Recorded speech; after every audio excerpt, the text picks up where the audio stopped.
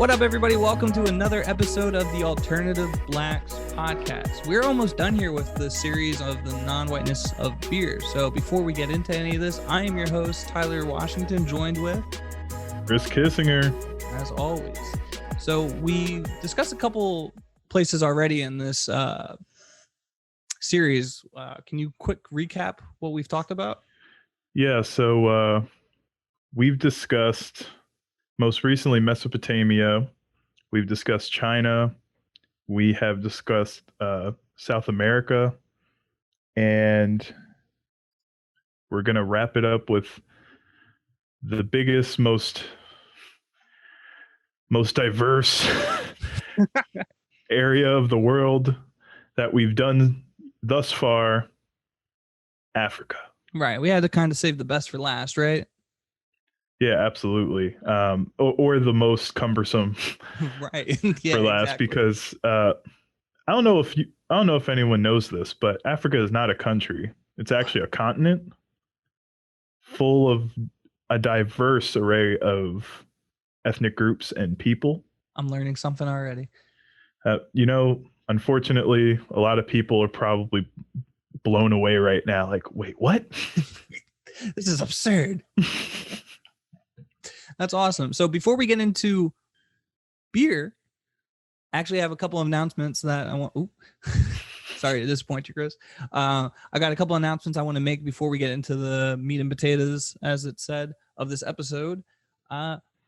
Firstly, after our next episode, we are going to be taking our first break. We're going to take some time to regroup, and we're going to be coming back with season 2 after 51 some episodes. So 51 was a hell of a season, right? It's a long season. I don't think we'll ever have a season as long as that, but we got a new format. We got some new ideas, and maybe by the time we come back, we will have some new people on the team. So we're really excited about that. That should be good, but we'll be back in August after the next episode. So we'll have like one episode in June that will drop, and then we're still going to be going live, so you can always catch us there. We have archives of our old lives that will be coming out for you to watch as well or listen to. You can always watch them on our Instagram channel, but you can just listen to them wherever you are listening to podcasts, I'm assuming, because that's what this is. I thought I had another announcement. What was the other announcement? Oh, we're not doing the sample game. That's right. I was completely lost. Like, what? It's like I should have show notes or something. Yes, we have show notes. Well, we have notes, just not show notes. I just am. I'm very bad at putting my notes correctly into them. So no sample game anymore on our regular episodes. We will start doing them more because we do them from time to time on our lives, but we haven't been really consistent with that all the time because I usually forget. And so we're going to be doing that more consistently, so you can be a little more interactive with it as well. So you can always catch us there live or listen to it when it repeats, just to catch the sample game, because I know y'all love it. Like we do. So before we get into the non-whiteness of beer, a quick history of beer in Africa. Beer. Before we get into the non-whiteness of beer with beer in Africa, beer. That's right. Chris, what are you drinking? I am drinking. I forgot to take the price tag off. Ooh. It is Lotus Wandering in the Fog Double IPA by Abomination Brewing. And there's the can right there. The fog. It's double dry hopped, I believe. Double dry hopped with Lotus. And it's thick. And that's all I know. I like it. Wow, that's just like a really good, like, hazy IPA. Just like really solid. I can't really say that anything stands out in particular. It's just a really good beer, and it is 8.6%. So we're starting off slow today. Well, maybe I am, because I am drinking. It's a collaboration between Wellworks Brewing Company and Bottle Logic Brewing. It's called Science. It's a sour wheat ale brewed with raspberry, blueberry, toasted coconut, and vanilla. And while you might be 8.6, I am 4.8. Look at the color. The way you said, I am 4.8. Yep. It's the approval, you know. Was that from Tavor? It was from Tavor. Like a while back? It was my sour pack that I got. I have these two that I will be drinking, which I'll probably save one for that wrap-up episode. Spoiler alert, we're recording the same day. Breaking the fourth wall, Tyler. I know. Just looking out through their headphones.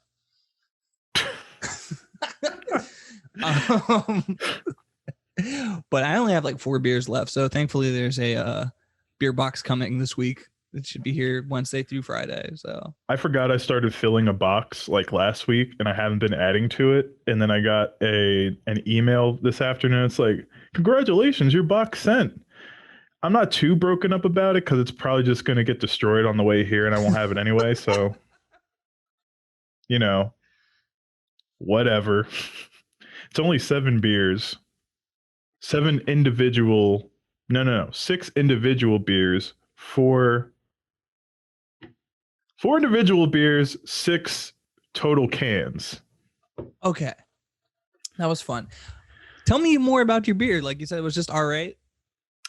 The more I have it, the more I like it, but the more I realize it's not really standing out. So with that, I would probably go with either a 3.75 to a flat 4. Like, it's really good. You know what? There is a little bit of this like freshness from the Lotus. Just kind of is slightly more unique than I would say, but it doesn't really hit you that hard. And it's just hazy IPA, basic hazy IPA. Even as it's double dry hopped, it's not even giving that like punch that a double dry hop can give you. But I mean, it's given the thickness that a double dry hop will give you. So there's that. Yeah, there's that. I don't mind this sour. It's a sour wheat ale, which I think is actually doing a lot for it. I think the wheat element is helping it be less tart, and same with the vanilla. I think that's like really balancing out that beer and allowing you to explore more of the complexity that exists in terms of the flavor profiles. Because I find like sometimes sours, if it's too sour and tart, like you might get one flavor that stands out, and it's just like I can't even understand what else is going on here. It's just Sour Patch at that point. Right. But this is pretty balanced out. I'm not crazy about toasted coconut. No, that's not jumping out really to me at all. But the raspberry blueberry mix with the vanilla, I think, pretty incredible. And I almost said all of that to give it like a 3.75, so I'm probably giving it a 4.5 because I was just like hearing my inner thought. 3.75 is like a 5 for a lot of people in your book, right? And so I'll give it that 4.5. I actually thoroughly hold on though. You enjoyed that. You went from 3.75 to 4.5. I'm trying to be better. I am trying to show love and compassion to these beers rather than being the asshole that I usually am. Love and compassion to these beers? What are you talking about? First of all, you didn't even say and then wheat, and it's a wheat beer with fruit in it. So you're already off to a horrible start. And then you like were trying to weave in all of this, like all of these big words, trying to sound eloquent. A good review. It was a great review. And then you go, well, I was gonna give it a 3.75 anyway. And I was like, well, there's Tyler. And then you're like, you know what? I talked about it a lot. So 4.5. I thought you would at least, I could see jumping to a 4, maybe even as high as a 4.25, but all the way to a 4.5. All right, you talked me down to a 4.25. There we go. Gonna go solidify that right now as we record this on Untapped. Follow us on Untapped. Follow us, yes. Follow us, please. No. Link in the bio. Link in the bio. Comment down below. Don't forget to like and subscribe. You can Cash App Tyler. You can Cash App Tyler, which once again is not. It's not shady at all. I don't think so. I think more people should Cash App Tyler. And every time we have this conversation, I feel like you are discouraging people from Cash Apping Tyler. Has your Cash App gone up? Has it blown up since we? No, and no. I think it's your fault. It's all my fault. I got it. I see where the loyalties lie now. As long as you understand. That was my 855th unique check-in and 960th overall. So, how close are you to 1500? Oh, you know what? I've been doing terrible. I am only at 1,235 unique beers. I've been doing terrible. I'm only at 1,200 beers. The goal was to hit 2,000 at the end of the year. Wow. Yeah, you're gonna have to put in my life's work. Seriously. Now, granted, I do this really terrible thing and go on a spree of not checking in. Oh yeah, I'm horrible with that. When I'm just sitting alone with like a 6-pack, I usually go, I'll check that in on like when I have the last one or something. Right. And I just never do it. I feel like they need, and this would be like incredibly difficult, I'm assuming, to create, and probably would make the cost of beer go up, but like one of those like codes, like not code, but like, you know how you can use your phone to like purchase beer now? I just like tap it. I feel like the beer should be like like a QR code for Untapped, where like you QR it and all the info it like comes up, and all you have to do is throw your rating in and put the personals on it. I guess the QR code was the easier way for me to do this. Yeah. I was just like, yeah. Every time I sit down next to a beer, it should be like, rate me. Rate you. Okay. Rate. Rates with the T. Anyway, we are getting, as usual, really off track. Well, we're not though, because we're talking about beer and beer ingredients. And we're also talking about how we have here, you and I probably have two of like the most saturated market styles right now, right? I have a double dry hopped double IPA from the New England area.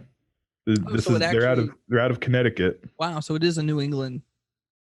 Well, no, it's double dry hopped. It's not New England style, but it is technically an IPA from New England, so it is a New England IPA, I suppose.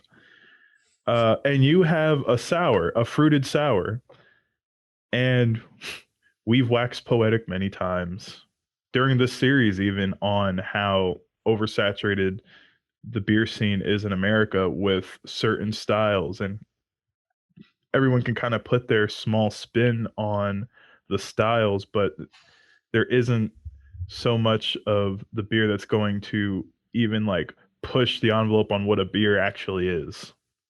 Right. Which is why we're doing this whole series in the first place. I was like, wow, this is a really good segue. Like Chris like just masterfully like was like, so this is why we're going to talk about beer in Africa. Exactly. This is exactly why we're going to talk about beer in Africa, because over quarantine, over one of our lives, we've talked about umkomboti. Mm-hmm. I don't know why I always say it like a question. I always go umkomboti because I don't know if I'm saying it right, but I think I am. But shout out to Raj for the introduction into that from Oak Park out in Sacramento. But we kind of looked into that over quarantine, and you know, it's a traditional beer using sorghum and millet, which you don't see very often in beers here, mostly because these are grains and plants that are found in Africa, not in North America. But to push the envelope of beer, a lot of craft beer here will try to go and get some, you know, quote unquote exotic ingredients. to make a beer out of and try to spin and pull and push at what a beer can be. And there's just this whole wide array of different types and styles that could be pushed into that really isn't, because everything is off of the one branch of the tree that happened to come from Europe. And so that's why we want to talk about Africa today. And it's interesting. It's like almost every one of these beers has like the same makeup, but if you looked into some of these articles, like so many different brewing processes, these traditional old world processes that have been handed down through generations, and they're all slightly different. Some of them are very different, but they're all using the exact same ingredients. So I found that very, very interesting just before we kind of jump off. But generally, you'll see millet and sorghum. That's usually the two big things you'll see in the base of any of these traditional beers. With sorghum is like a grass, so it would basically be in place of like the wheat that might be used. Wheat or barley. Millet is one of those are both ancient grains. I know, but I don't know why something's called an ancient grain. Is it just because it comes from, you know, Africa or Mesopotamia or something like this? Do you know that? Do you know the answer to that question? No, but I can find out. Our our correspondent in the field, Google, is gonna help us out on that one. But to get into it, Yeah, I guess so. oh yeah, go Google's ahead. LA Times, basically from 2011, said, Yes, LA Times. grains such as quinoa, spelts, kamut are called ancient because they've been around unchanged for millennia. So it's just basically Oh, unchanged. so literally, like literally, it means ancient. Right. It's just like, how have you not grown? How have humans not taken you and completely just changed you over into something that's not even you anymore? Sounds very human, actually. Yeah, I mean, if you think about it, that's what it really comes down to. I mean, one, it's really cool that these recipes are including these grains, because it kind of speaks to how old some of these recipes might be, or how old some of these traditions might be, especially because as we'll see, we had a lot of dates last time, and in our other episodes, a lot of speculated dates, especially with Mesopotamia, a lot of discourse around how old are these brewing techniques, how old are these drinks, and it's the complete opposite here. I mean, there's like next to no information on exactly how old, just that it's ancient and it's a tradition that's been passed down through centuries. And I think really, why that's really interesting is like as I've done like history of like rap music and hip hop and like oh yeah, it was like late 70s, early 80s or whatever you might say in terms of like coming out of New York and everything, but like looking into like even African influence on how that music style came to be, it's like that oral tradition of things, like telling a story, which was often told to like a drum beat or something like that to help with like recollection and be, oh yeah, I remember this story because this is the beat that we always use for the story, right?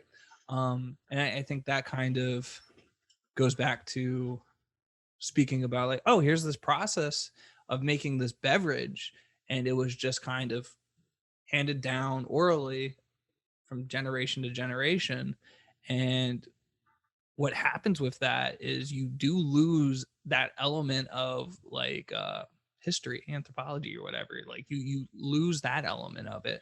And so when we do speak about traditional brewing and we talk about all of this stuff, I find maybe that's why we tend to not discuss some of these other cultures and traditions, is because they don't have the same way of like recording history as other civilizations, and for some reason we just value other civilizations over others. Well, it's one of those things where it's like, uh, writing it down on paper is permanence, and that paper, if kept, can survive forever, whereas a person cannot. Um, and the old African poets, the griots, Mm-hmm. that they kept all the knowledge of their people and the stories of their people and passed it down. And there's that saying that when a griot dies, it's like a whole library has been burned to the ground. Mm-hmm. So and the issue is they are going to die. It's inevitable. And if some outside influence were to come in and change that, or even inside influence changes the gravity of the traditions, all of a sudden you lose those thousands and thousands of years of knowledge and experience. Or in this case, a lot of that's still coming down, but it's not written down in a way that it's going to, be able to be dated. You can look at a piece of paper and say, "Oh, we've analyzed this paper. This was written in 2000 BC," and then you could say, "Okay, well, we know it's at least this old." Then you can't do that with these traditions. People kept time differently throughout history is one big issue, and the Romans like to fuck with the calendar. So who even knows what year this really is? So there's issues with dating things like that. But the fact that these traditions have survived this long Mm-hmm. is is a real testament to uh, the traditions themselves in Africa, and kind of the perseverance that a lot of these groups of people have, considering the history of Africa in the 1900s, 1700s, all that, leading up to present day. So it's really cool to see a lot of these traditions still being performed.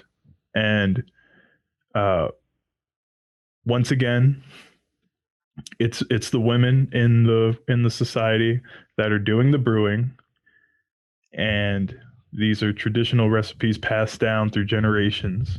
Which is still like the thing with me. It's when you look, at least in the craft beer culture that exists in America, it's quite the opposite that you see, and I wonder where that disconnect comes from. Because Oh, even back mm. in the day in America, like women were brewing beer more.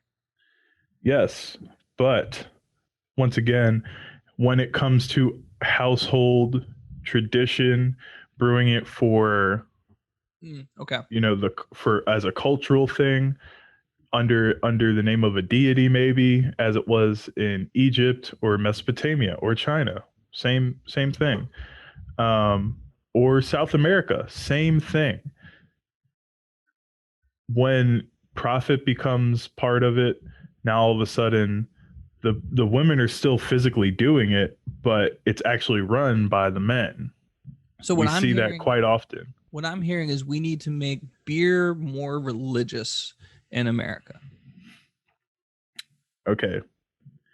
If you ever no, if you ever misquote me like that again, no. We don't need to make anything more religious in America. Jesus Christ. Way to go. Way to make it religious. Why you gotta bring Jesus into this? Right. Uh Go ahead. I was about to say go ahead too. See, we're right here. I just wanted to get into this quick quote from one of the articles, basically kind of trying to date these beers in Africa, and it goes, African cereal beers made from sorghum, millet, maize, etc. Maize is corn, or a corn like thing. relative. Um, so African cereal beers have ancient origins. They may have originated in Egypt or Mesopotamia, where beers were being produced by at least 3500 BC and probably much earlier. And that's a quote from 1981 there.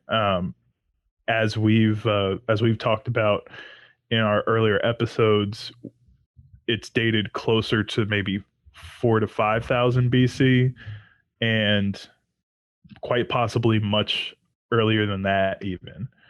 Uh, so the big highlighted point here, though, is the first mention of sorghum or millet beer come from the Arab travelers who, in the 6th and 7th centuries, praised the merit of beer manufactured in the Sahel region, uh, in particular the Marissa beer of Sudan, which we'll get into, which is still being produced today. And there's a lot of current social impact with that particular beer, that kind of highlights what the social issues going on in Sudan, which I found pretty interesting. But here's an article trying to come up with some type of dating for it.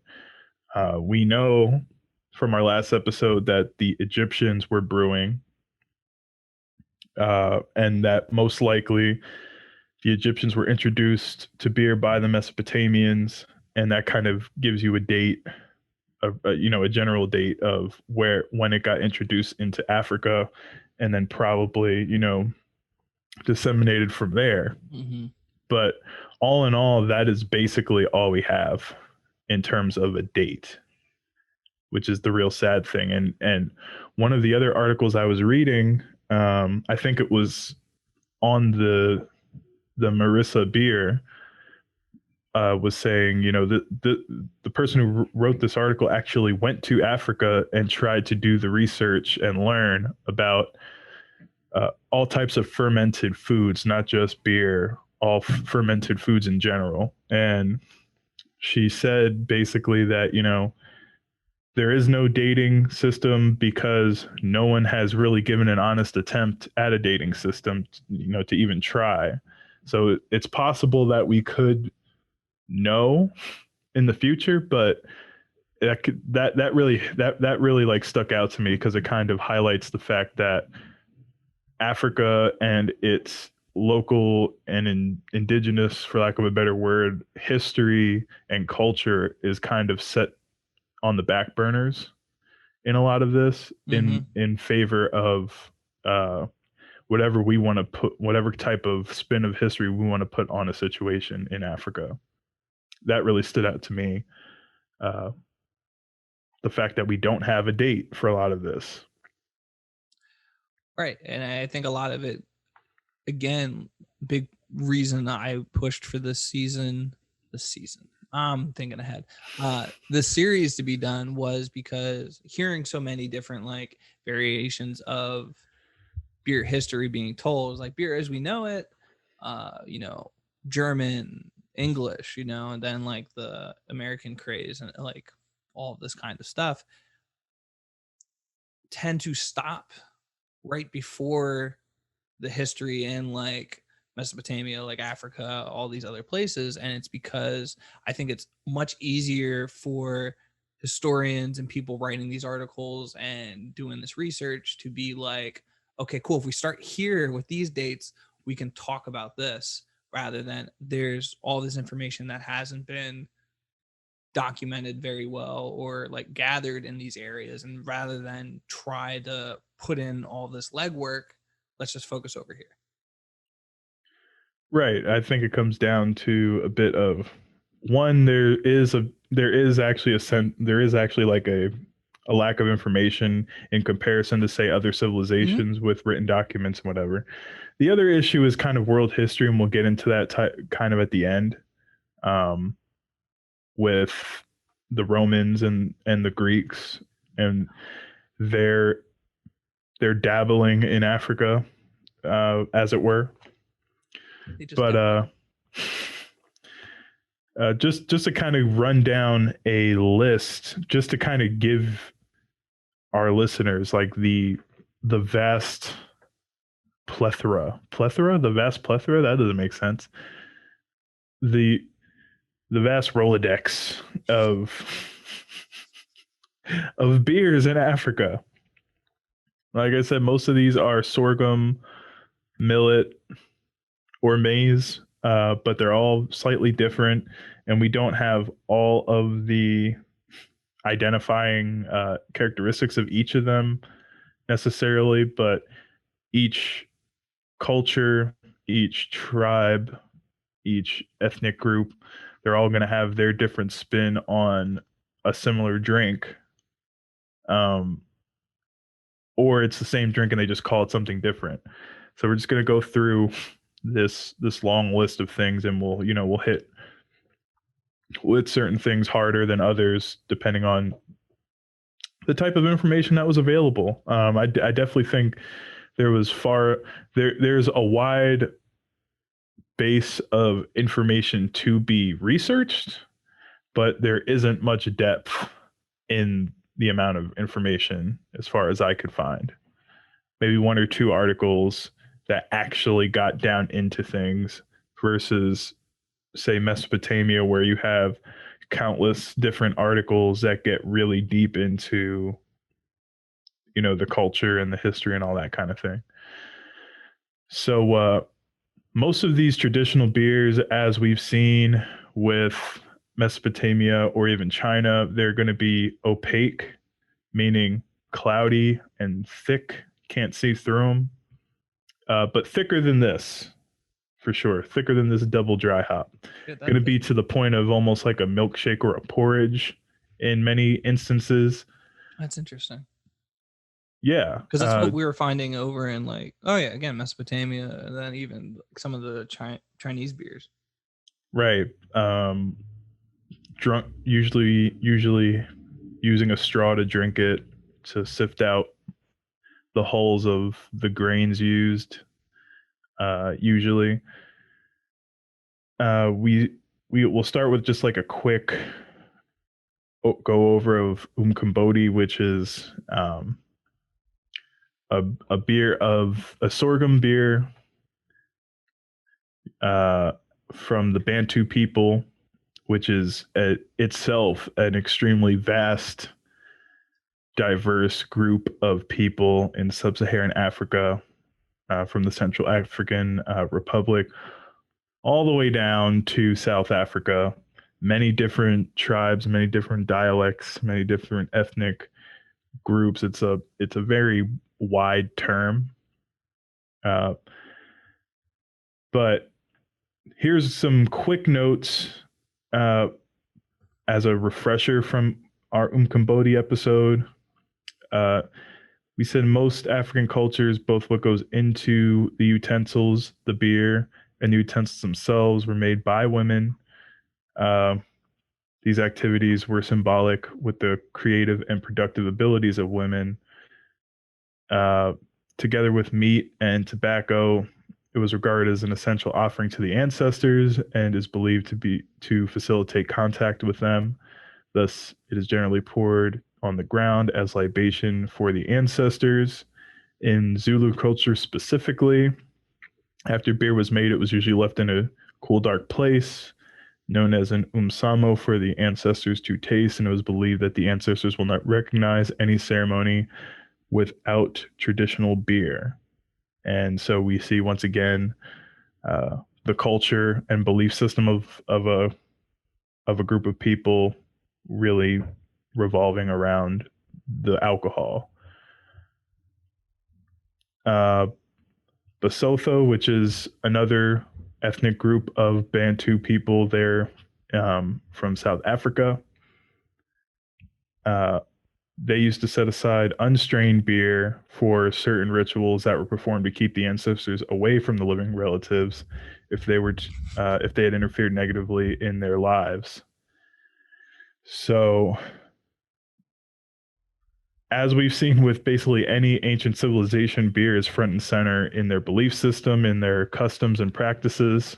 Very important part, and it usually has something to do either with some type of divine connection Mm-hmm. or something involved with the life beyond ours, beyond the living, for for in a sense.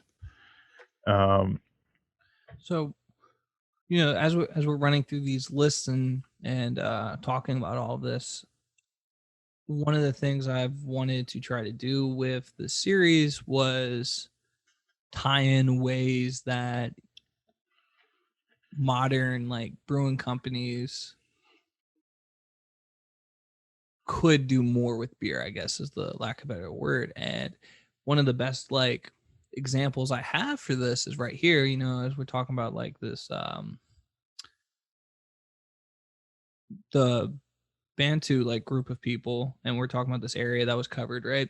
um I see the African Great Lakes come up, and I know Great Lakes Brewing Company did a Black is Beautiful beer. They donated to like the NAACP Cleveland branch, I believe it was, and they were active in that role. And what became a very trendy, thing to do was be a part of Black is Beautiful because everyone was looking for it. But I do see an opportunity for them to, break out beyond the borders of that, like the traditional region when we think about like our Great Lakes, and try to do something that's a little more worldwide, and try to expand the story or the narrative of craft beer or beer in general, I guess. I like how you like how I'm just like, here are facts. Here are all the facts. These are facts. This is information. And you're like, so I saw Great Lakes, and it took me on this journey where I'm just thinking about Great Lakes brewing. And you just like, you're like, whichever, I think left and right brain, like we're definitely the one side of the brain and the other side of the brain. If I ever get this onto YouTube, I'm putting myself over on that side of the brain. I'll do the research, and from Yeah, now on, we'll figure it out. that's where we will stay. That's right. We can never expand or change. That's it. Much like an ancient grain. We're like ancient grains, man. We must be on that ancient grain. Okay, moving on. Uh Ancient Egypt. This is exciting for me. So like, let's take a look at this. It is thought beer was introduced to Egypt through trade with Mesopotamians, and breweries sprung up all over Egypt. So this is kind of where we left off with the last episode, I believe, right? Yeah, this was kind of like our connection. We had Mesopotamia. This is the connection to Africa. We see it in Mesopotamia and spread down back into Africa. I say back into because we all know life came from Africa, human life. Right. So So, again, we have another case of like, and I know we've talked about this already, but the first brewers were female, and this is where we can start looking into some of these deities that we were talking about earlier, and the goddess Hathor. I say Hathor, probably wrong. Yeah, probably wrong. Every time we say something, just assume we are wrong, and just go to Google and hit the little like speaker button next to it and hear how it's supposed to be said.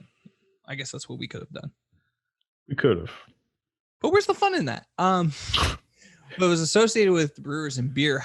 However, primary goddess was probably the primary goddess, and this was Tenetit. Tenetit, maybe. Yeah. Teneti. Teneti. Yeah, and that's from the Egyptian word for beer, right? Tenemu. Tenemu, I would say, and that's just one of the many terms for beer. All right, and then we see this go up in like the chain of like gods, and art of brewing was first taught to her by Osiris. And Osiris is like, as far as Egyptian deities are concerned, he's the guy. The guy. He's the guy. Now I'm more confident on saying that name properly. Yes. That's one everyone's heard of. Right. But yeah, I'll definitely drop a link for all these gods in the bio or the show description, so you can take a look and explore them a Absolutely, little more, man. because it's not so much about the gods themselves, but maybe their involvement with beer and how this corresponds to religion and beer in these ancient civilizations. Right. What do they represent to the people of ancient Egypt? So this next like talking point on here really stood out to me, and I kind of like this, and it's the point of excess drinking only being appropriate under certain conditions. So, no drunk workers, and no like drinking to the point of like bar fights and shit like that. Could you imagine an ancient Egyptian bar fight? That would be nuts. It probably is very it I think we like mystify these people sometimes. But come on, like Yeah. they're normal people. They were still people. They're normal people. Um and it's kind of one of those things where I think about that often. It's like, well, we're looking at this people and what they left behind, and they can't speak to us for themselves. You know what I mean? They can't say, no, no, well, no, this isn't actually what this says, or no, this isn't actually what we mean. This is actually what we mean, or this is actually what happened. They can't do that. I liken it to like in 2,000 years, say someone comes across an old TikTok video, they'll be like, thank God that's over with. Or maybe they're like, wow, why didn't this catch Why on? do you? That TikTok thing was they, or it's like one of those things like, oh, so this is some religious this is like a religious service of a sort. It's a religious ritual of TikTok. Yes. We found this religion, and it was called TikTok. We believe we're saying it right. Go Google it for the little translation. Yeah, Google will still be, that'll be the only thing still around is Right. Google. The only thing still relevant, Google. Uh, but That's even great. taking it back to like me saying like ancient Egypt bar fight, right? I always think about like black and white photography, like when color didn't exist, quote unquote, or like old like silent films. You see these things and just like, what does that even look like? But then you're literally standing in the same location and it's all in color, and just having to really like that for some reason blows my mind every time I think about like old stuff. Because when we're talking about different moments in history, I see black and white. I only see black and white in my head, and I have to like, no, it's like, No, damn, like, yeah, it looks like wide array of this. colors. It's Yeah. as beautiful outside as right now as it was back then, and I think that's even true about the beauty of these beers that were being made. Bam, tie it together. See, there you go with the artistic stuff again. Barley bread. Barley bread, baked barley bread. Yeah, we talked about this in the last episode where barley bread was used as the base for some of these beers that are really old Mesopotamian ancient Egyptian. But Pir Bipar, that was that discussion. Mm-hmm. I still don't know exactly which one it is. Not a clue. Not one clue. But I found this, and this speaks back to what we were talking about earlier with beer having multiple names in ancient Egypt. This quote from the article: from Egypt, beer traveled to Greece, as evidenced by the similarity of another of the Egyptians' word for beer, Zetum, that's Zytum, and the ancient Greek for the beverage, Zithos, uh, which I found really cool because it's like, yeah, motherfuckers, y'all didn't think of this shit. And they didn't get it from the Mesopotamians either in that region, which is Right. interesting because I took a Greek mythology course in college, and it's interesting because some of that, as we discussed last time, even some of their uh, mythology is actually directly pulled and adapted from the Near East in that area. But I found it very interesting here that no, the Greeks actually got brewing from the Egyptians, Hmm. from Africa. So I thought that was really cool. The Greeks, however, as the Romans after them, favored strong wine over beer and considered the grainy brew an inferior drink of barbarians. So is this where we see the elitism of current culture between wine drinkers and beer Yep. drinkers Oh still yeah, existing? yeah. And if it's Roman, it's up here, man. That's it. You know, that's exactly how it is. And it's very interesting. Because here is where like the world history comes into play here. It's almost like the beer scene that popped up in Europe later was almost it's like one of the dark ages type thing. It's like there was beer and then there was a dark age where it was just wine. We'll call it a red age maybe. And then Dark red. a Moscato age. Pink? Yeah. Yeah, right. That was Zinfandel. college. The pink Moscato age? Was that Ugh. college? Oh no, I didn't drink. I drank box wine once ever in my life. I had pink Moscato this weekend. I ain't even gonna front. Like I love that shit. I had sake this weekend. It was great. Uh, moving on though. We will return to this kind of world history interaction with the Romans later on, but that's kind of like a precursor to our discussion on what the hell happened. Okay. Why is there this huge center around this beer, this type of fermented alcoholic beverage, and then all of a sudden it's just not.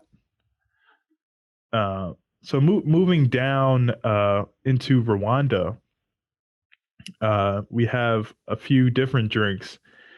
Ikigake is one that I just could not find a lot of information on.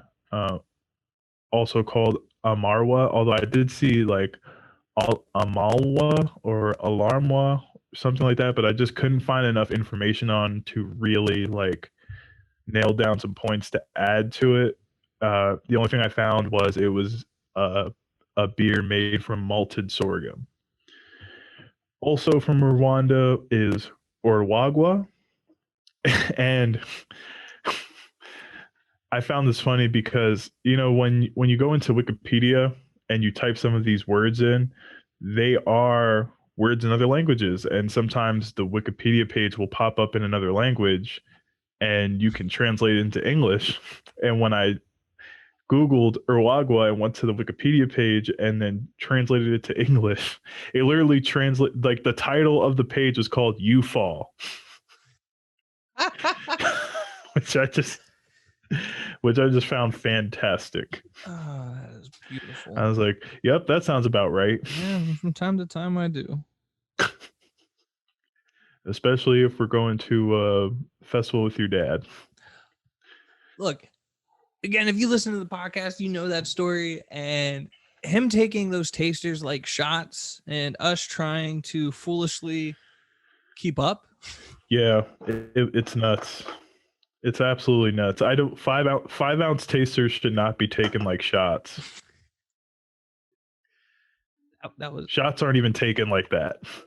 no, exactly. That was So quite something else. yeah, it's pretty nuts. So we were definitely Irwagwa that day. But this particular beer here, or it's an ancient beer in the Rwanda area, passed down through generations, as you find with pretty much all of these beers. It's that kind of story. But this one had an interesting process because it's made with bananas, which I found so interesting. Uh, the process basically is you take the you have like this vat or this tank or whatever this container, and you basically it's almost like wine where you're just like pressing down on the grapes. Where here you're pressing on the bananas with the sorghum, and you make this clear juice, and that's your base. And you pour in the millet into that, and then that is the base that you ferment to create this beer: bananas, sorghum, and millet. And this is the first time I've come across bananas as a base for a beer. I'm not mad at it. I'm not I'm not because you need like a starch, right? You need a starch for the fermenting process, and bananas are starchy as hell. And the history of bananas in Africa is a very interesting thing as well, because they're not native to Africa. They're the banana plant's native to Asia actually, and they were introduced through the Middle East. But that's an interesting story we might get into on a later episode, how the banana kind of became this huge crop throughout the world.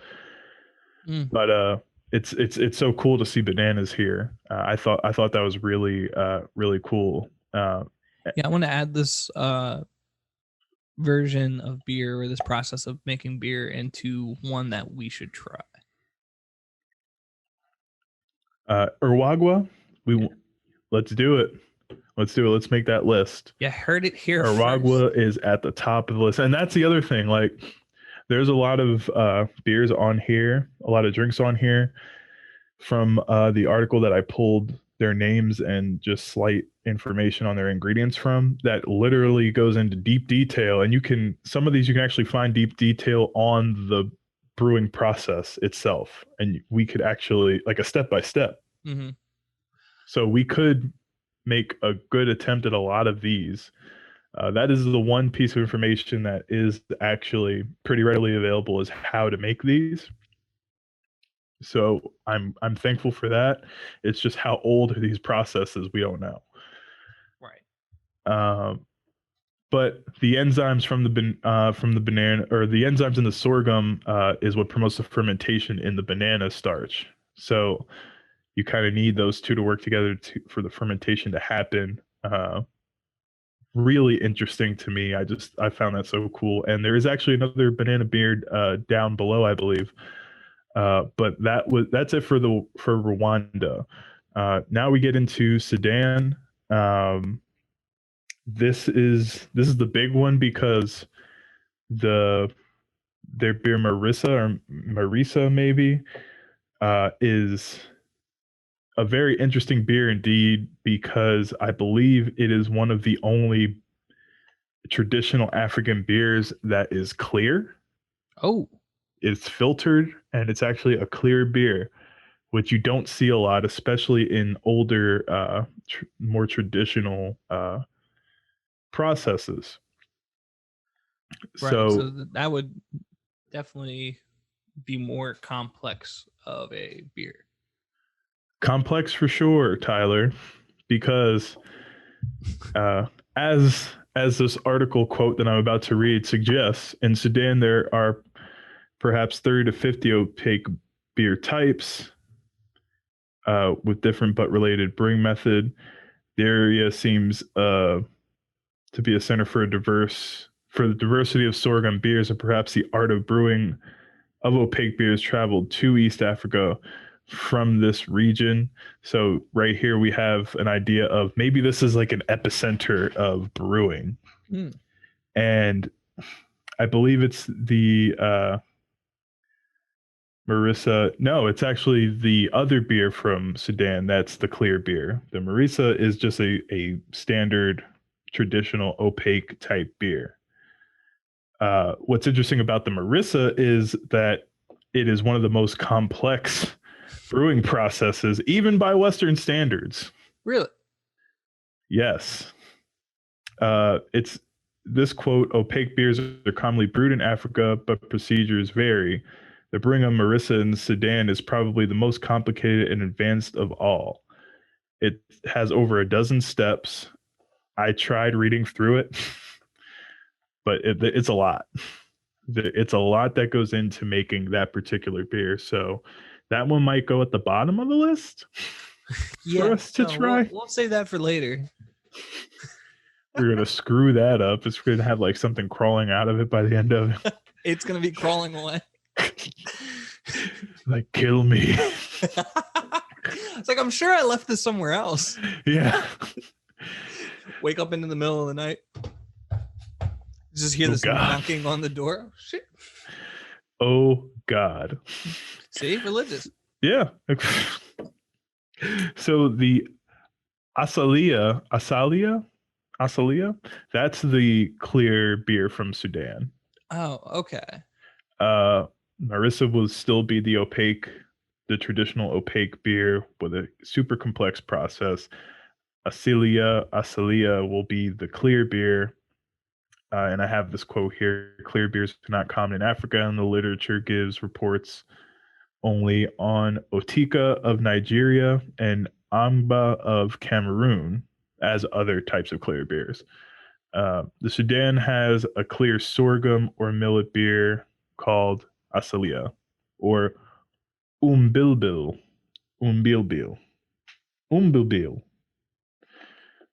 I'm horrible at pronunciating anything. No, it's okay. I just, again, my mind and how it works as we're going through these lists. Um, I am terrible with like geography, right? Visually, like just like placing everything sometimes. But I wonder if there would be a way, and like just add this to the list of things that we say we're gonna do and don't often get to. Uh huh. But I know Google Maps has like really cool features where you can just like pinpoints and make little notes about stuff. It'd be really cool to turn the series into those Google Map points and just have these like little dings of history all over the map. History and culture. Yeah. Yeah. This is extremely fascinating. And if you want to join the Alternative Blacks team and just create a section of that on the website because you know how to do it and don't mind doing it for free, hit us up. Hit us up or Cash App Tyler. Always Cash App Tyler is what you need to take away from this episode. Screw the history, Cash App Tyler. Well, so I don't have the notes here, just like abruptly going back into the information. Uh, the beer, Marissa, that's out of it. It specified South Sudan. Okay. And there is kind of a cultural history there of turbulence a little bit, where Marissa was actually outlawed for a while, I believe, through my reading, and it's because the northern half of Sudan is primarily Islamic, Mm-hmm.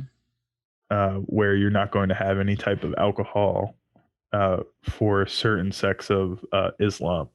They outlawed alcohol of any kind, and so you see where there's like this clash here, where the South Sudan is more of the pagan traditional uh, ideologies and cultures, and so there's a clash here, and I'm sure it's not just in the Sudan, but I found that particularly interesting, where once again world history is kind of coming in and pushing beer down, man. It's a weird and like push out of history. It really is, but that's okay because there's more beer to be had. Oh,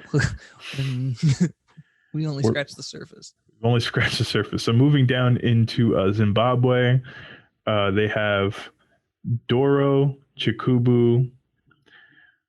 I'm going to attempt this one. Wahwa, probably. Mbamba and Utswala. It's a sorghum beer, and the name that you call it depends on the region of the country that you're in. And as with a lot of these beers, it's usually a red sorghum that's used. Mm-hmm. There's white sorghum, but I've found mostly it's red sorghum.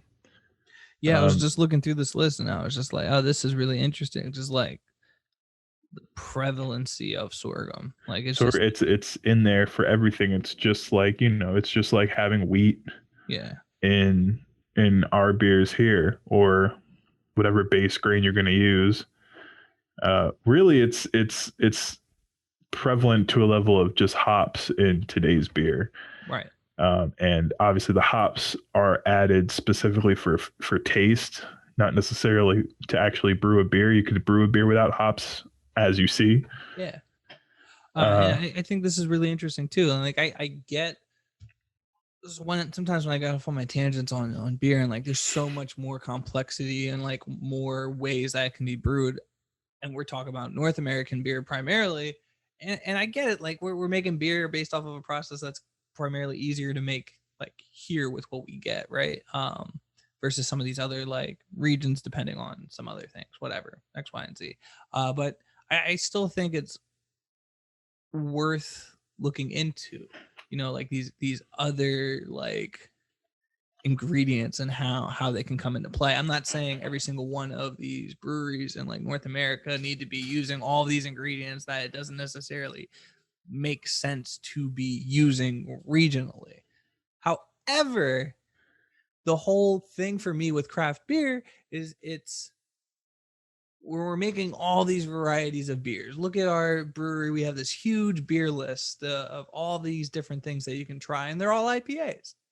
yeah, and we're supposed to be going out on this limb of, look how creative we are, and it's just like, Making the how same thing creative is every it time. really now, especially for a newer brewery to come in and say, I made this triple IPA with Simcoe hops. Wow. I mean, Groundbreaking stuff, guys. Like, you're really standing out. I definitely would try it, but Oh yeah, I would try it, but it's like, if that's what you're going to continuously offer us in terms of being creative, then now we're just thinking, okay, how good is this beer? Oh, it's not that much greater than everything else. Okay, I'm not going to go out of my way to go get this beer. But if someone came out with a sorghum millet beer, maybe unfiltered, maybe thicker. and the thing is, I think I personally, and I know a lot of people that try like craft beer tend to have their eyes gravitate towards ingredients or words that they're not used to seeing in the description. Yeah, absolutely. Like if someone saw red sorghum on the list, or the beer is called Doro Mm-hmm. and it just says sorghum beer next to it. Like someone's gonna go, huh, wow, like what is that? Right. How what did you do to create this beer? And they'll probably try it. So it's definitely, and this isn't even speaking to, just honoring like tradition and historical perspective. This is literally just like from bottom dollar type stuff, Right. because sometimes that's the only way to get things across to people. Mm-hmm. For sure. And so no, I just thought that that was an interesting point as we're looking through and like, seeing sorghum be especially that one word for me at least that's been the keeps popping up. I know we have like the millet and the maize that also pop up very often with this, but But it's sorghum, uh baby. sorghum keeps, maybe it's because I'm more familiar with it, but I mean I know maize. Like maize, I've known that word before sorghum, so that's not even the case there. So Right. So to show you how prevalent it is, as we continue on, just the sheer amount of sorghum everywhere. In Burkina Faso, they have Dolo, which is a red sorghum beer, very similar to the Ikigage of Sudan. Nigeria, they will have I call it Pito, or Burukutu, which is a red or white sorghum malt and or maize, so it can be either or. Uh, Cameroon was the Amba, or Billy probably. And I think Amba, yeah, that That one's tough for me. I believe that was one of the clear beers. Oh, okay. Yeah, that was one of the clear beers. One of very few. In Benin and Togo, you have Chukoto, red or brown sorghum malt, and brown sorghum. That's not one that I see a lot Mm-mm. in all of these. Mkomboti also in Benin and Togo. South Africa and Lesotho, you'll have Jawala, which is a Basotho maize beer, as we discussed before. Basotho is a type is a subgroup of Bantu people. Uh, so I that was one of the few maize beers that popped up. That's strictly this is a maize beer, this is a corn beer. Mm. Boom. Uh, Kenya, this one was interesting. Changa. Uh, it's more of like a distilled spirit made from these grains. So it's almost Hmm. it's like the Everclear of Kenya, I guess. It It's it like was just get a out. scoop out of the tub. Yeah. Well, here's the thing. Like this is one of those things where they were just people would add shit to it, like modern day people just add shit to it to make it super potent. Like I don't So know, jungle WD juice. 40 or oil or like crazy shit like that. So I just found that very interesting. This is where you put your face to it and might go blind. Yeah, it's like that stuff, and I'm like, okay, that's definitely like some like that definitely reminds me of some like moonshine type stuff. Right. Okay. So this next one really jumps off the page to me, and this would be the one that, like, if I saw this on a beer list, like, fuck everything else, I would want to try this. That's the Botswana. yeah. Want to go ahead? You're into it. Go Yeah, for it. yeah. I'll go for it. I just I didn't want to disrupt your pattern. But well, how would you pronounce this? Katie? I would I Cuddy? would go Kadi. Cuddy? And base is a mash of fermented wild berries, fruits, wild pumpkins, wild tuberose, tuberose, Tuberous. I'd tuberose. say Yeah, you know, my mom was a reading specialist. Wild tuberose roots, sugar, sorghum, and maize. And if that does not sound fantastic, Oh, it does, doesn't it? It sounds fantastic for sure. It reminded me very much of uh, one of the Chinese uh, beers that we covered a few episodes ago. Just having wild berries and fruits. It's probably sweeter. You have the sugar, and then the grain at the end. But just yeah, I would try this in a heartbeat.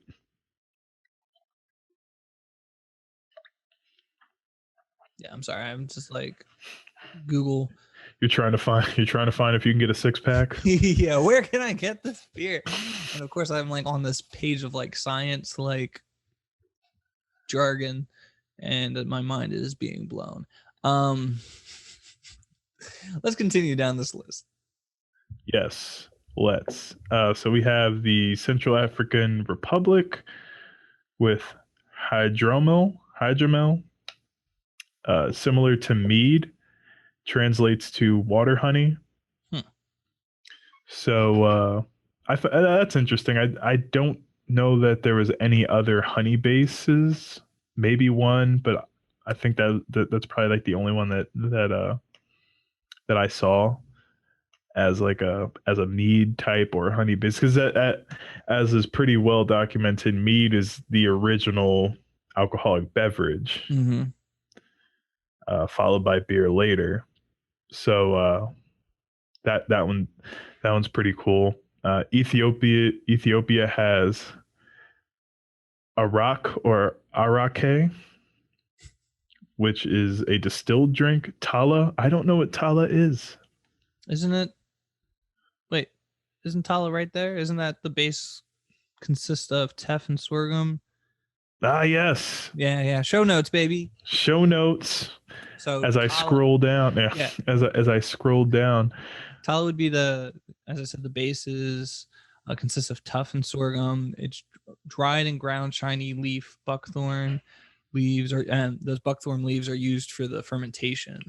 And the fermentation vessel is often smoked over dried olive wood or rosewood, giving it a very like smoky flavor. And again, we see it being like made and sold by rural women. Yeah, usually to get by, it's very interesting. It's kind of one of those uh, overarching things where these are in rural areas made by women usually, and it's usually for profit, just to get by. It's interesting. I missed the Tala section when I was running through these, when it running through the notes. But moving down into Uganda, we have Tonto, which is made by ripening green bananas in a pit for several days. The juice is then extracted, filtered, and diluted before being mixed with ground and roasted sorghum. Uh, this mixture is fermented for 2 to 4 days, similar to the ancient beer in Rwanda. So So, yeah, oh yeah, that's what you just brought up because I was like the bananas stuck out to me again. yeah, so here we have another banana beer. Uh, really interested in how these like turned out. Um, and also interesting because banana as a beer is one of those things where you actually come across that today quite frequently, where bananas are being used Oh yeah, for something as a flavoring. So I'm wondering, okay, what's a beer that's actually like bananas as the base of it? How does that translate? Interested to see. uh Uganda also has mwenga, uh which might be the same as Tonto. Uh, maybe it's just a different area of the country that that calls it something different, kind of like we saw up earlier, I believe, in Zimbabwe. We have Marumba, also a banana and sorghum beer, higher ABV though. So hey, all right, that's another reason I would probably just it would stick out to me. ooh, Am I the only one that does that sometimes? Like, and sometimes that's it's even by 12%. it's by accident. It just so happens that the description is just like, "Whoa, that sounds great." Oh, it's 12%. Well, Yeah, that's why it sounds great. Just gonna blur the description as just have the ABVs for you. Oh, this one sounds great. What do you like about it? Oh, it's 30%. Uh, so moving on, still in Uganda here, they have marwa, which is the base consists of a dried millet. The Eteslo people drink marwa during celebrational ceremonies, such as naming a child, marriage, elections, funerals, and harvests. Once again, coming back to beer being a ceremonial thing, being part of the religion slash customs of a people. Uh, we have Kwit or Kwite, also in Uganda, specifically northern Uganda. And this one has a base of sorghum and is brewed using yeast, which is very interesting. You don't see a lot of uh, beer specifying yeast as the fermenting agent, as you will, if you yeah. will. And then Musuli, don't have much information on that, but it was also named as Ugandan beer. And then the last country that we have here is Ghana, with Pito and Burukutu again. The Pito is millet and sorghum left to ferment for 24 hours. Then it's filtered and boiled. And the Burukutu is actually uh, maize, guinea corn, as it's called, and millet, and that's left to mature for 48 hours. So that beats pita by 24 hours. No, I'm kidding. I'll see you 24 and raise you. Yeah, to 48. And then the last drink we have here is akpateshi, distilled from raffia palms and sugarcane, which is completely unique to anything else that's been listed here so far. Uh, with British colonization, local brewing of akpateshi was outlawed in the early 1930s. Oh, surprise, surprise, huh? Wait, why? I'm so confused by this. Is it just because fuck you Oh, were British or yeah, pretty much. Well, it's British, Tyler. That's pretty much their whole shtick. this was the this is barbaric? Yeah, Like I just just a way that's to oppress a people. right. You Take know, away. especially as we've seen, if they're so, if this drink was like other drinks were very important to the culture or the customs of the people, a great way to oppress them would be to outlaw this, especially if it's used as something to kind of relieve stress or, seen as a benefit. Look, the more I learn about history, especially when it comes to alcohol, the more I get why like prohibition just didn't work. Um, You could have just read up on prohibition to know why prohibition didn't work. right. But it's just like I am trying to imagine my reaction, and maybe this isn't like a good look on me. My reaction to be like hearing like, oh, by the way, you're never allowed to drink beer again. Violence, violence and anger. Yeah, you get into a bar fight anyway. Right. It'd be like me hearing like holding a beer, hearing this happen, and be like, gulp, gulp, gulp, gulp, smash. Because you got to finish the beer first, You right? got to finish it. You got to You finish it. don't just smash the full bottle. Well, if you're any kind of upstanding citizen, you'd finish the bottle. I'd be horrible as like that actor in the scene where like someone gets mad and smashes the bottle. Like even if it's fake, like a fake beer, I'd be like, like Tyler, you got to break the beer in that moment. Like who would do that? I just wouldn't be able to break that character. I don't know. Um, but speaking to the frustration of this type of oppression, a quote from SS Dotse probably about life under British rule. Our contention was that the drink was the white man. The drink the white man brought is the same as ours. The white man's contention was that ours was too strong. Bunch of losers. Before the white men came, we were using akpateshi, but when they came, they banned it probably because they wanted to make sales on their own liquor. And so we were calling it kapota menu. Uh, when you had a visitor whom you knew very well, then you ordered that potamenu be brought. This is akpateshi, but it was never referred to by name.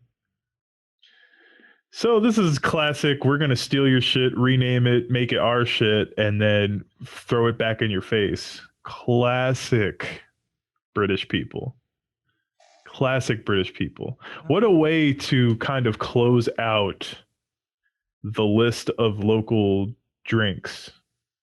Uh, an infuriating and frustrating close out, honestly. And it kind of flows into our closing here, where we kind of want to get to on the next episode of kind of why we did all of this, and where was that disconnect at in terms of we see all of this tradition.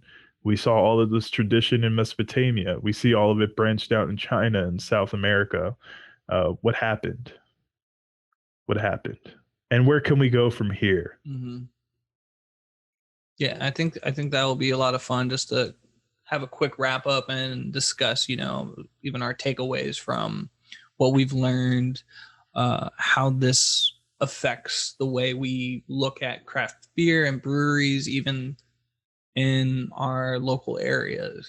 As I said earlier, can't necessarily expect and hold all these breweries to, why aren't you using these ingredients? Why aren't you doing this and that? But I definitely it does challenge, I think, us as consumers and who knows, maybe brewery owners one day to reimagine what like craft beer and like consuming beer and making beer, what that process looks like, how it can be more communal and how it can affect a community in a larger way than thought or imagined before. Before, since Yeah, right, exactly. I was gonna put that caveat in there. I was like, maybe they'll understand. But Chris, you thought before, since it was, taken away. Dare I say gentrified? Still happening, right? But dude. yeah, so that just, I don't know why that just connected in my brain to what we were just discussing with the Akpateshi. It's like literally like gentrification. Boom. We came into your area, brought our own shit. Now we're profiting off of your shit repackaged as our shit in your area. It's the same playbook. Same playbook. Same playbook. Every single time. Every single time. All right. So I think this was a great episode. This one was it's so interesting to me because it was so much more expansive in terms of an area that was covered. Yeah. But because of what we talked about earlier in the episode in terms of how history was recorded and what information is available to today, I guess, we were able to condense this into this one episode. And I think this was really interesting. And I want to thank everybody who made it to the end, as always, because we appreciate you. Hope you are getting something out of this. We're going to close this up in the next episode, which will be out in another like 2 weeks or so. Yeah, you have any last thoughts? Black people love beer. Yeah, Crowns and Hops. Africa. I love that name more and more as like I think about it. But yeah, you can hit us up on Patreon to get early access of these episodes. You can always catch us on Instagram Live, which will usually be every other week, 7 p.m. I think last week's was 7:30. I think I had a meeting. As I'm speaking about the future, as it's the past or whatever. Stop breaking the fourth wall. Why not? It's my favorite thing to do. Anyways, thank you so much. We'll be back next time. And until next time.